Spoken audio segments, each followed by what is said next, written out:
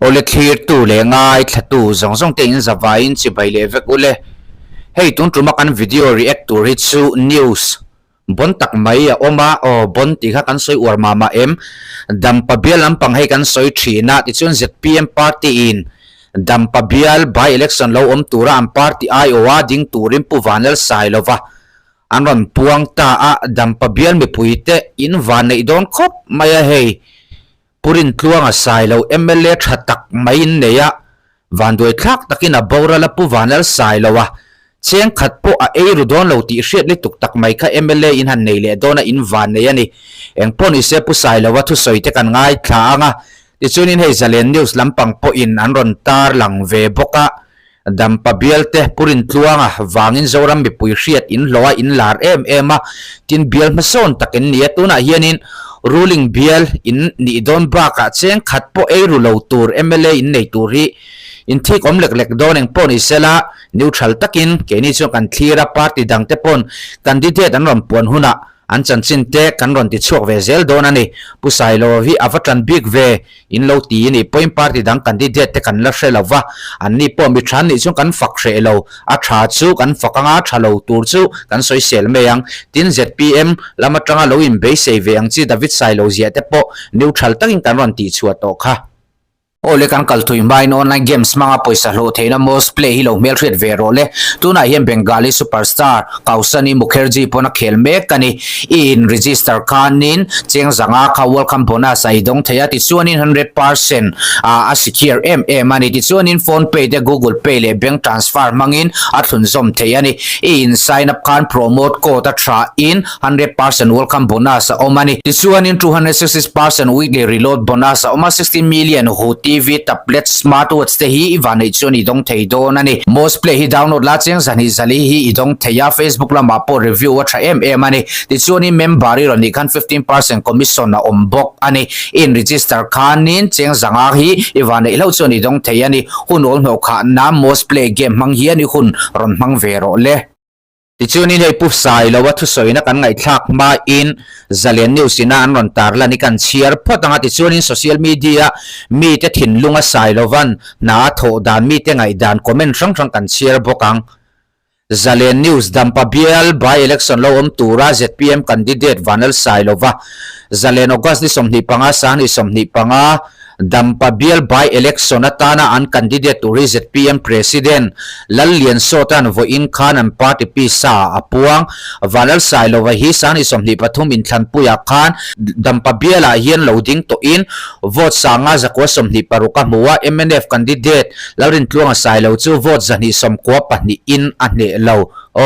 vote zani zathum vel lakin ane lawa ane lo tlem viawani Dampa bial tu MLA laurin tluanga Sailova chu kumin July ni ni pakhata abora la wangin by election hin nei angaya ahun turero election commission of India in alaruat donani engpon isela Dampa bial hi in laratin mapo in so na zirna lama po engpon isela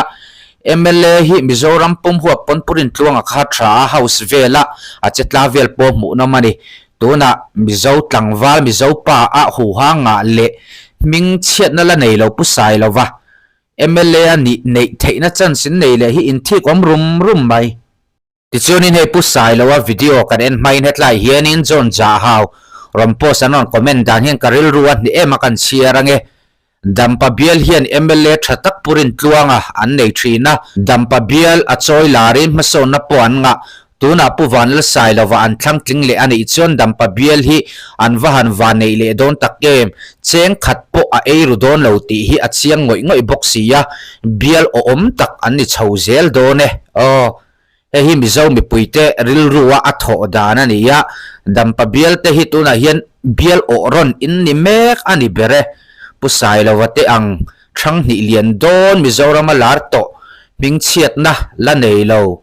pathian rong bol tu ni box siang kha MLA nei theih na chan sin neya in om don viaw ni engpon isela pu Sailova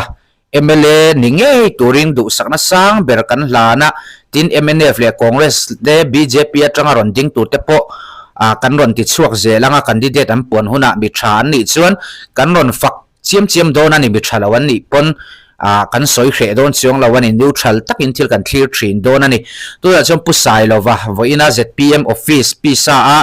a thu soina kan en howanga kan ngaihdan te kan soi zelang kan mamai kan bial tu pularin plong Sailo bial mamai FM2 akal taka chuan machok am te ko te chin chun zom se turin karon in lan dal don ani dikha karon soi bok ani kan ti top lokang tuna athu soi china ringot pokhanin a politics khel gan hi athiang hlimma akal phung thar viawani purin tluang Sailo tepo a beilowatin afaka athil ti that chun zom turang chi kha chu chun zom a hrelo thu a soyatin a bial mipui te tana a in hlan ral thak tur thu ti khanin a soi boka engpo nei sela a party dang candidate te beive chiam lova hetianga politics thiang hlim taka mizo Christian taka an khel kanan muthei hi chu alo mom khop mai he then khatin comment then khata chun duain Sailova hi azir sang lo dowin kan hria ti te pon ama ro chu ama tong kam takin lekha thiam kan ram hian kan nga to li tuka chu ai chu mirin eru lo tur le anga ina hria kan mamo to zok te poron ti ve ni azirna lama chon class 10 matric an pass te hi chon MLA matric pass trok MLA hi kan nei to thina mo an that lo big MM da kha chung lo amaro chu engemaw chena le khathiam zok te kha chu an that na lai te po veyang engpo ni sela khing puite dot mang le engemaw manga be chiam lova hetianga thiang hlim taka politics a khel hrim po hi akal phung thar viawani engpo ni sela party dang te hian candidate an set that ve viawangai dona an ron set thaviau te po in arin oma party dang candidate kan muuna te po kan ron react vele tura nga yang dampa bial boruak a hot chho viawani kan bial chuan kan du lo emaw in than chale kan pa ka wangin bial chuan ruling bial ni mai the in muna hian opportunity hun rem chang tak ruling MLA ni na chance kan ya heta hian general election kan nei dona kan rilui tunge ka pho tang dia mai tolas kan va walti ang sikha ahun toksilo tuna chuan ruling bial ni dole rilu kha tunge tilang hoilang to lo vin ZPM ma lo so de toksi mai dole tange tan me chewni ikatan soi du bok ani I opposition ni chuan bial tu chak tak ko nei ma ila surkar kal pundana hilti ahar ne ani ki chu abian mi puite pon jan sebeka kha tuna hian engkim kan ne na milo soi pui ro inti tam tak kan di de ta ni ro ri chuha hilti le the bok si lo MLA ama min bude ro bok si kan ni lo tin se bok si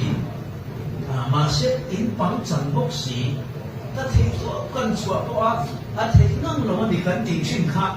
a ti to da kong tu na hino ta e ti kha kan puang duwa chu dam pa bian pui te ku ta kan thin luma reng sela tu tiam tu chuan in kan ri lu ko tu na hian I so ni ta ku pa ti dang ta changin mi thata ta ko an mon kalama to na in mi thata ta in kan di te fit tu ra mai tai la tharo ro ko ru ni na chona kha chuak chu benefit chu om le te zo tu ra ko mai la tu tiam ri lu chu ko in ami ang kan thin lung te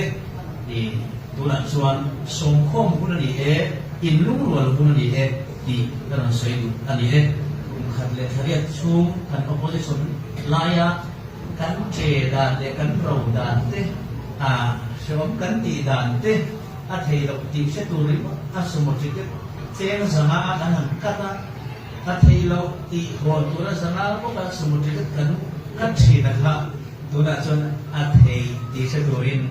kan in sen so ra hi kan tel ve ngai ton ti ka tiam sa chone ka lo me